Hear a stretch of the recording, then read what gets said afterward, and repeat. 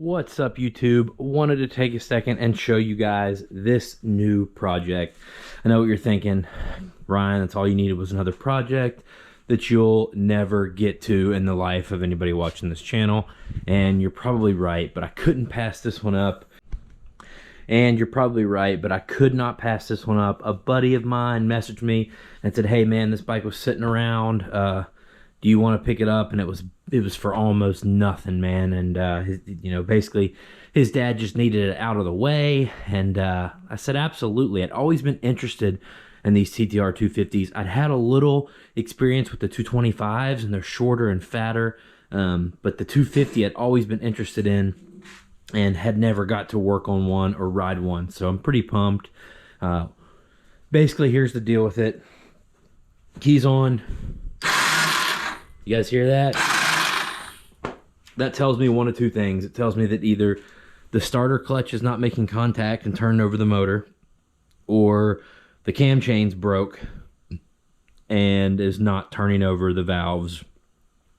One or the other. So I'm going to tear into it and see.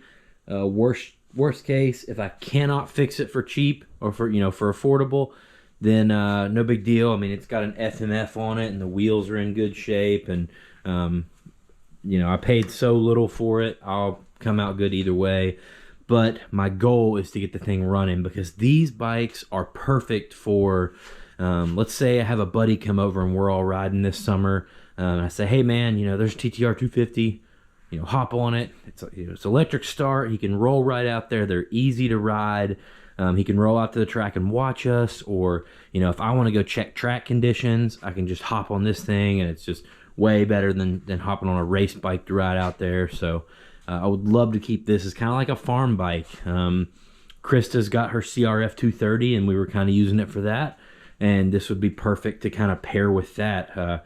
I could even ride some trails on this with her on her 230, and we'd be a little closer to the same level, where it's kind of tough for me to ride my 252 stroke with her on single track on her 230. So I am pretty excited about this. So the first thing I'm going to do is go ahead and take the tank and seat off, and I'm probably going to pop the head cover and just see if I can see any issue with the cam chain or any problems in there. I'm also going to drain the oil and take this left side cover off and have a look at the starter clutch and all that. So yeah, thanks for watching, hanging out with me on this channel, guys.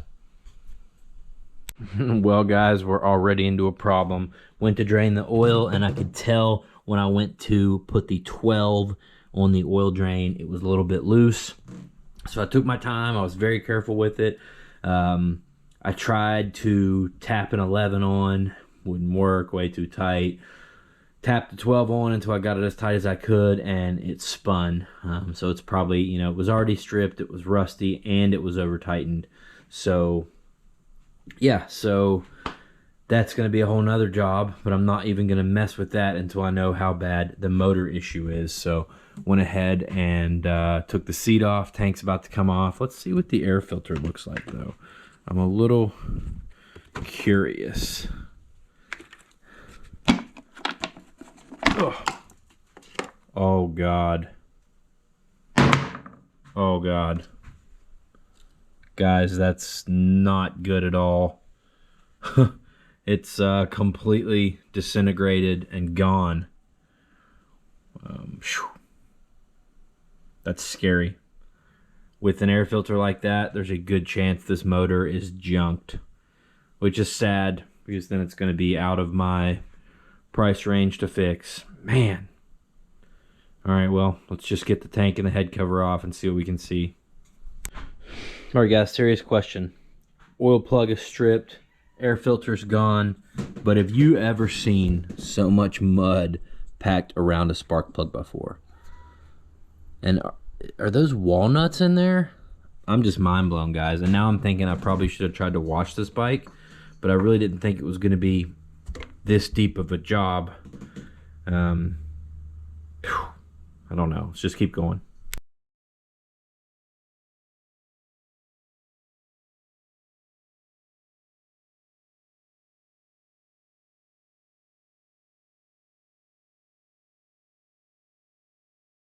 was also funny because I had somebody comment today and ask why they couldn't get their head cover off if they took their bolts out. I told them that sometimes you have to tap them with a rubber mallet. Well, it was funny because this one had all the bolts out and I tapped it with a rubber mallet 8 or 10 times. It would not break free until finally I just had to start hitting it. Finally it broke free, but that was just funny. You don't see that very often. Alright guys, well, I'm going to end this episode here for tonight. I'll tell you how far I've gotten. I've discovered that everything is turning over. The piston's moving, the valves are moving, but I was turning it over and I felt some suction here at the exhaust. I know that's not right, so I thought, well, maybe a bent or a stuck exhaust valve. So I came over and I took the exhaust off, and you can watch the exhaust valves in there. They both look like they're moving fine, and moving together and everything, moving fine. So then I put it in TDC, and I wasn't real familiar with the timing on these TTRs. They've got 2 different sets of parallel lines and 2 or 3 different E's on each one. But from some pictures I looked up, it looks like it's out of time. And I've never seen cam lobes that are facing the same direction like this when they're in time anyway. So I'm thinking this thing jumped time, guys.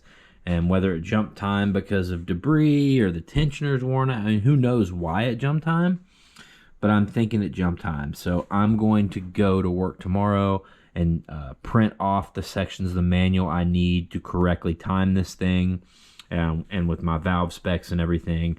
And the next time I get back out here to work on this, I'll put it back in time while it's still together and see what it does then. But regardless, I'm thinking if I've got it down this far because of this air filter, I'm probably gonna have to take the head and cylinder off anyway, at least the head, and have a look at the top of that piston and those cylinder walls. I just hate to put it all back together and call it good if the timing fixes it, knowing that it's been sucking pure dirt for who knows how long. So I also might, next time I work on it, I might just go ahead and take this boot off the carb and see how much dirt is inside the carb. That will give me an idea of how much has made its way into the head and into the cylinder. And for that matter, the carb probably is going to need cleaned as well. So probably going to have to put a little more time into this than what I expected. Time I can deal with. I just didn't, I don't want to buy a head. I don't want to buy a cylinder. I don't want to do much bottom end work, anything like that. But I think we might still escape all that. So stay tuned. This is part 1. Watch for part 2. Thanks for hanging out with me, guys. I'll see you in the next one.